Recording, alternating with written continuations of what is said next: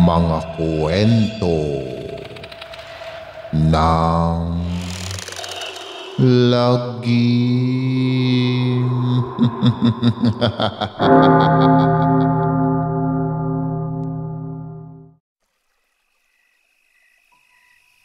Kamusta na mga giliw naming tagapakinig?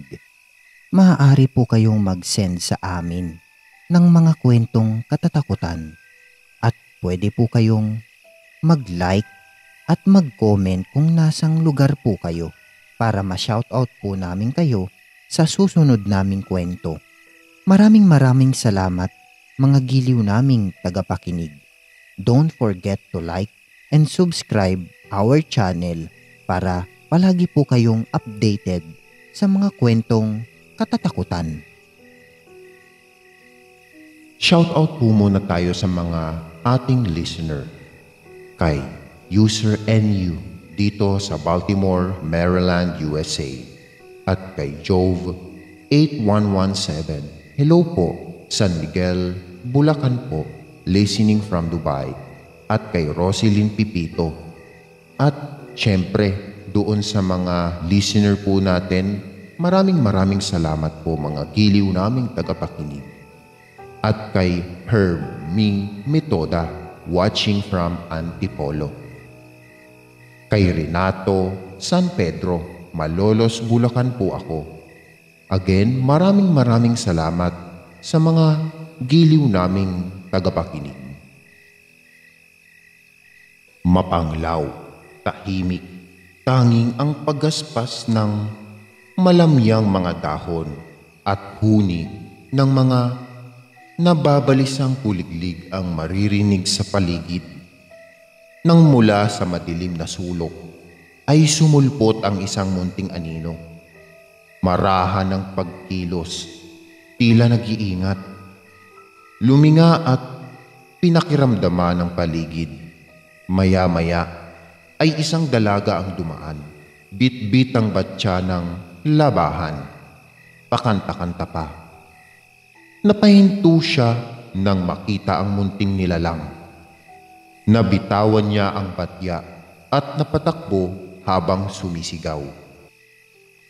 Nabangga siya sa matipunong dibdib ng binatang si Lito. Nagkakaunda-utal-utal na. Humingi siya ng paumanhin sa binata at sinabi ang kanyang nakita. Inihanda ni Lito ang hawak na itak. Ang pakay niya sana sa kakahuyang iyon ay mangahoy. Pinuntahan nila ang sinasabi ng dalaga, subalit wala na roon ang bata. Tinulungan ni Lito ang dalaga sa pagpulot ng batya nito at mga labahang damit. Dapat kasi ay maglalaba ito sa ilog. Lingid sa kanila, ang munting nilalang ay nagkukubli lang at nananatiling nagmamatiyag sa dalawa. Habang pauwi, ay nagpakilala si Lito sa dalaga. Ang dalaga naman ay nagpakilala rin sa pangalang Tanya. Anang binata, hindi na bago sa kanya ang mga kakathang nilalang sa kakahuyan na tinatawag din nilang liblib. Dahil ito na ang dulo ng kanilang baryo. Bata pa siya ay marami na siyang nakikita na kakaiba. Sa tingin niya ay bagong lipat lang doon ang dalaga, kaya hindi niya ito kilala. Ani ni Tanya, bago nga lang siya sa baryo. Taga Maynila siya at dahil sa namatay na ang papa niya, na tanging kasama sa buhay at nailit pa ng bangko ang bahay nila, kaya mula ngayon ay dito na siya maninirahan sa puder ng tiyahin niyang si Tia Dolores. Nahalata ng binata na nanginginig pa rin sa takot si Tanya. Sa nakita, kaya sumipol siya ng masaya at inaliw ito. Hindi naman maiwasan ng dalaga na mapangiti sa nakakatuwang pagsipol ni Lito. Mula noon ay naging magkaibigan na sila. Laging sinasamahan ni Lito si Tanya sa paglalaban nito sa ilog. Isang beses ay nakarinig sila ng pagtaluskos mula sa paligid. Hinanap nila ito.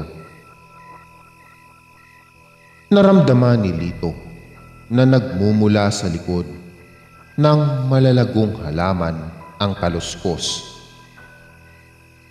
Kaya bigla niyang hinawi ang makakapal na dahon gamit ang itak niya.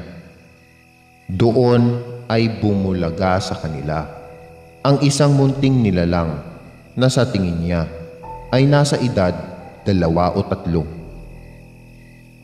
Napaatras siya at natakot, pero si Tanya ay hindi.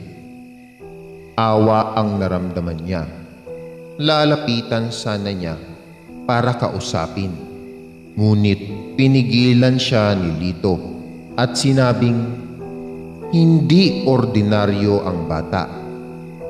Tumalikod na ang bata at nagsimulang humakbang palayo nang tawagin ito ng dalaga at kinausap. Tinanong kung ano ang pangalan, saan nakatira at anong ginagawa roon sa ilog. Pero isa man sa kanyang mga tanong ay walang sinagot ang bata. Sa halip ay lumapit ito kay Tanya at marahang hinaplos ang mukha ng dalaga. Pareho silang nagulat sa ginawa ng bata.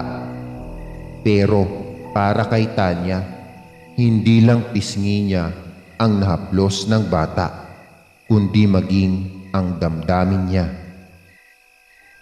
Hinila ni Lito si Tanya palayo sa bata at binalaan na ako ito ay isang tiyanak. Sabi naman ng dalaga, yung munting nilalang na una niyang nakita sa liblib ay iyon daw ang tiyanak dahil nakakatakot ang itsura. Pero ang isang ito ay hindi dahil normal naman ang itsura. Pero iginiit ng binata na ang mga tiyanak ay may kakayahan na magpalit ng anyo. Kaya hindi sila dapat magpalinlang. Paglingon ni Tanya sa bata ay wala na ito. Sa paglipas ng mga araw, tuwing pupunta ng liblib sina Tanya at Lito ay palagi pa rin nilang nakikita ang munting nilalang. Nakasunod lang lagi sa kanila. Una ay iniiwasan pa nila ito dahil sa pagdududa ni Lito. Ngunit nang maglaon ay natutuhan din nila na maging kampante sa presensya ng bata. Hindi man ito nagsasalita, ay nararamdaman nila na gusto sila nito. Naging madalas ang pagsasama nilang tatlo. Minsan kapag naglalaba si Tanya, minsan naman ay kapag nangunguha sila ng mga bunga. Nandoon lang ito at nakatingin sa kanila. Kasabay ng pagkahulog ng loob nila sa bata ay ang paglaganap ng balita na may gumagalang tiyanak sa liblib at dumarami ang nabibiktima nito. Nabahala ang Tia Dolores ni Tanya nang malaman ng tungkol sa munting nilalang. Hindi raw ito ang unang pagkakataon na umatake ito sa mga tao. Isang masakit na alaala ang nananariwa sa isip ni Tia Dolores. Napilitan siya na ipagtapat sa pamangkin ang isang lihim.